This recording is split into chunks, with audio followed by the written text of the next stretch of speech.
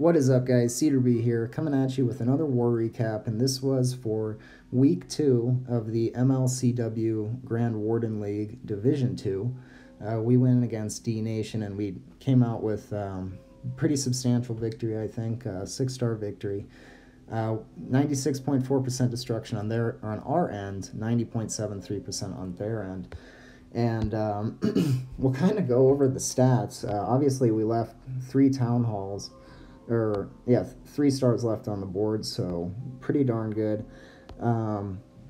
They came across, left a 2-star up top with Alexander, or 1-star up top with Alexander. And the stats, we'll get into that and see where all of this really balanced out.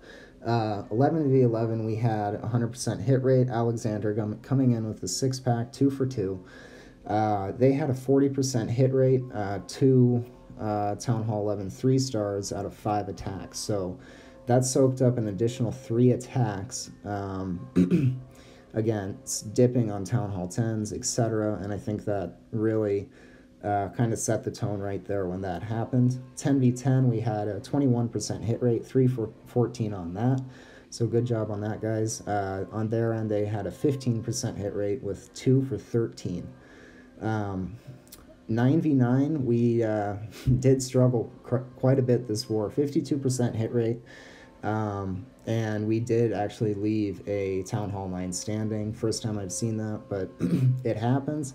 And, you know, unfortunately when it does happen, you know, we just have to look at what went wrong. They did have good bases, just in general, but, you know, it happens. We'll pick up, move on, and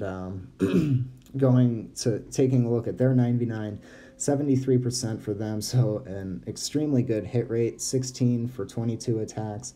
And our 11v10s came down with 6 attacks at 100%. They came across with 2 for 3, so 67%, so we had an additional 3 attacks, like we just talked about with Alexander getting that 6-pack up top. And we have the 2 hit ups that were Jeffrey getting a 52 and a 56% on their 1 and 3, so that was really a clutch move. Good job on that, Jeffrey. And their 10v11s, they had a 17% hit rate, 1 for 6 on that. And 9v10, we had 1 for 2, so a 50%. They came across with a 60%, 6 for 10 on that. So you can see kind of where the attacks lined up, but what it came down to in this one was our Town Hall 11s pulling through and, you know, being able to pick up where our Town Hall 9s fell short. So good job, guys. Good job to DNation. It was a fun war, and good luck in the rest of the season. 6-pack shoutouts, we have Ahung Sarapok, Alexander, Bodie, Damon, Earl, Jimmy, and Tony, so good job, guys. And let's get right on into the attacks. First we have Casper. He is coming in with a Sui Hero Mass Hog.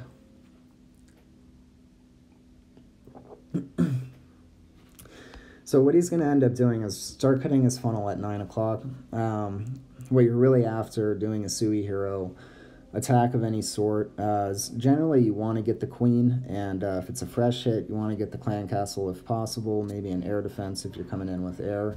In this case, he has access to some archer towers and a couple of wizards, expo if he can get inside.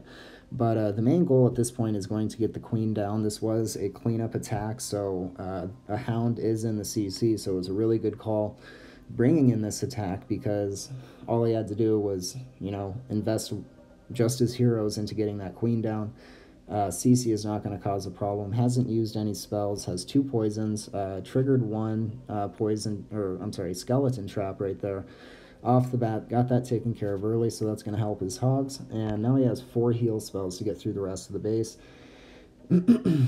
And he's going to be very patient.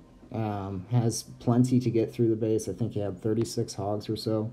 Has 3 balloons just in case, you know, for whatever, you know, troll Teslas, what have you. And 2 heal spells left, and I think he does kind of fudge a double heal here. I think He dropped one, might have been scrolling and accidentally dropped the other. Not quite sure, but it does end up giving him a pretty good scare at the end. So always sucks when that happens. Definitely makes me pucker up a little bit, and you know, that's going to be the reason why right there. But regardless of that, he's going to have enough hogs to get that cannon down. That king is going to do some damage on them, but luckily the larger group splits down and starts doing cleanup on the outside. That balloon is going to be doing some work on the king, not going to get him down all the way, so really just has to worry about cleanup at this point. Brings a balloon in, it soaks up a red bomb, and you know, he does have another minion in the bag. We'll see where he uses that, but another 30 seconds to get through this cleanup. So great attack. You know, just the disadvantage of having that heal drop there just kind of put the brakes on the attack, but it was still an awesome attack. Great pathing, so good job, Casper. All right. Now we'll be taking a look at the blue VEALER. As you see in the thumbnail and the title, you know, blue VEALER, I think could be making a comeback. The reason I say that is the idea of the attack, you can see in the army composition, 6 healers, 9 Valks, a golem, CC bowlers. Drops 3 healers on the queen. He wants her to just walk south towards 6 o'clock. And you'll see the CC bowlers dropped up at 12 o'clock right there. That they are going to have the other 3 healers on them, and you want them to stay up as they go through. And now you have basically just a golem Valk kill squad going straight up through the core. With the funneling that you know, this is very similar to the Falcon, but in the Falcon, obviously the funnel is cut, everything is brought into the inside. And this attack, it's more similar to like a 4 healer witch slap, you know, them coming all the way through, but obviously different pathing, that type of thing. But this base was pretty much set up perfect for it. You can see just where those Valks went straight through the core. Healers end up jumping on them, so you know they're going to be pretty much up for the rest of the raid. And he's gonna have to kind of go on a walk here. He does have all 5 bowlers up though, with those 3 healers on them, so you can already see that this attack is going to crush. Can't do much about the pathing, but a great read on this base and bringing this attack. I know I haven't seen this in a long time, and I know I've seen it only a couple of times, so seeing it in this League War, bringing it out, I think it's very cohesive with the meta right now, and so much focus on the Falcon attack and etc. You know, what's working at Town Hall 9. And all this attack is just a hybrid or a tweak on the Falcon, just a differential of where we're placing the queen. You know, the bowlers, you know, are we having them all come together in the center, or do we want them to have, you know, queen walking around the outside, clearing out the funnel, bowlers coming around the second side, and just a knife of your golem belt going through the center? I think we'll be seeing a lot more of these types of attacks, so great job, Jimmy, using this. Love to see that attack. So we'll go ahead and move on to Town Hall 10s. We have Earl, and just like we're talking about the Valks, he's using the Falcon right here, so we'll be able to see the difference. Although it is Town Hall 10, the attack structure, you know, idea of how you want to go about using the attack is going to be the same. Just, you know, the same as Go Boho at Town Hall 10, you know, relatively similar to Town Hall 9. So, with that being said, we can see that he wants his queen to work towards 6 o'clock. King and Valk portion are going to start pushing to the center, and they're going to be going right into those air defenses. He's going to get those out of the way early so he doesn't have to have his healers deal with them. CC is drawn, and at this point he just has to let his kill squad work through. The Valks are going to split off here. Healers are focused on the Valks and the kill squad. They go back to the kill squad at this point, he decides to invest the last 2 spells that he has on the kill squad, going towards 12 o'clock at this point. Last Inferno Tower goes down, and now he just has to kind of let his troops work around. He does have some cleanup going on in the backside, and that's a good thing to keep in mind. If you ever have that moment where, you know, you're pausing just like that, take a look around, see if there's any troll Teslas. Definitely, you know, try and start some cleanup in the meantime. And at this point, he has a Tesla and an Archer Tower, and that's not going to do much against what he has coming at it. Both hero abilities are used, but they are both at full health, so absolute rip. Good job, Earl, on this, and Earl, good job with the 6-pack. So we'll get through this and move on.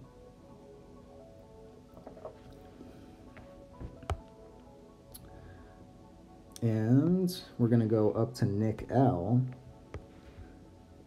using an Archer Queen hog attack. And this was just a beautiful attack. Absolutely crushed it. So he's going to start at 12 o'clock, have her start working towards 9. Goal with this is, you know, what he wants to accomplish at this point. Get the queen, get the clan castle, get the king, get the bomb tower, and obviously keep his queen alive and get that funnel cut to get her into the base. And that's where he's bringing his 9 o'clock Kiwi portion in, is to cut that funnel for the queen. And you'll see that she is going to step inside and does get a very, very nice second wall break. And that's going to let him get, after the CC is done, you know, more value, and he's going to be able to start his hog portion.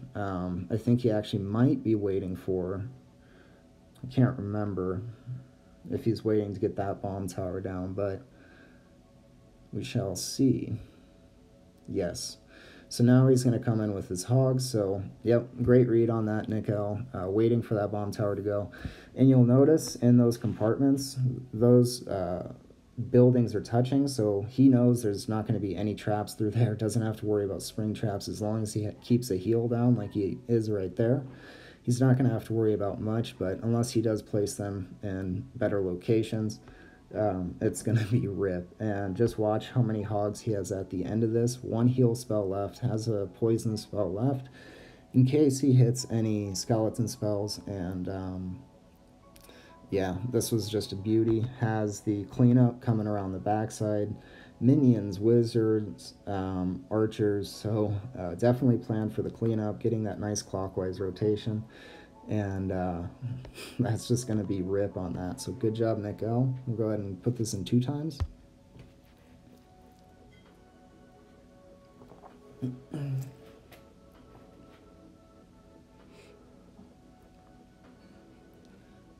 Yep, that queen made it all the way through the raid. So good job. And last but not least, we will be taking a look at Alexander's attack on 2, and this was a great attack. The overall goal, the other attack that he did, he got the queen was pretty much, the building was pretty much right in the core, and he gets his Sui hero with the bowlers in there and gets her down. But I decided to choose this one. This one was just awesome. Absolutely crushed this one. So as you can see, created the funnel, bowlers, everything went in there. King and queen are down. Enemy king is still up, has to pop that ability, but CC is dealt with, and now he's got, what is it, 3 lava hounds that he's bringing in. CC, yeah, okay. 4 lava hounds. They path over that entire 12-3 side, soak up all the traps that they could in there, gets those first 2 air defenses down, has 1 hound up, and you'll notice he brought a clone spell. And look at how many balloons that clone spell brought up, going against that single target Inferno Tower, not going to stand a chance. So that's a very smart move. You know, just taking advantage of the disadvantage that the Inferno Tower has, or finding the weakness in it and exploiting that, and definitely using that clone spell, bringing it in towards the center of the base where he knew that was going to be, was just awesome. Great spell placement all the way through, getting those balloons nice and sped up, keeping them in the area where they need to be, and having just a ton of cleanup coming through. Red bomb is going to pop up here, take out some of those pups, but that's going to be GG. So great job, Alexander. Great job, Clash United, and everybody over there at DNation. Appreciate you guys sticking with me this long. Give it a like, comment, subscribe, and until next time, try new things and Cedar Beat.